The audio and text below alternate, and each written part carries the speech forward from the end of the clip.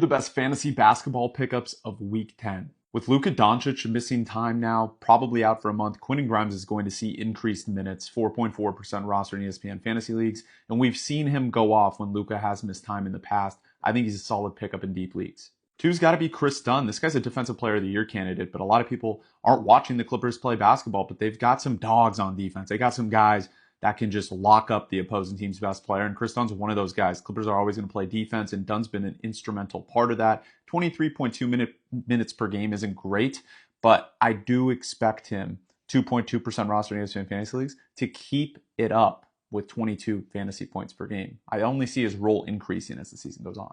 He's been on this list before, but KCP, 11.2% roster in ESPN fantasy leagues. Definitely think he has a huge second half of the season. He had a slow start, and he's already starting to produce 40 plus fantasy point games, numerous ones over the last few weeks, 31 minutes per game as well. Andrew Nembhard's another guy that, we saw what he did in the postseason last year, and now he's taken over the last few weeks. 26.4 minutes per game, 23 fantasy point average, 10.5% roster in ESPN fantasy leagues. Obviously, he's available in this league. I'm probably going to pick him up. Solid option. On his team, TJ McConnell. Now, the minutes are a little bit of a concern. 20 minutes per game is not something we're looking for, but 17.6% rostered, 27 fantasy point average. So a lot of it is, due to steals. He gets a lot of steals, a lot of assists, and is very efficient from the floor. This is a guy I like a lot in deep leagues, 2.4% rostered. Noah Clowney's role has increased in recent games, 16.2 fantasy point average. Doesn't look great, or the minutes 20, but he is seeing an increased role recently.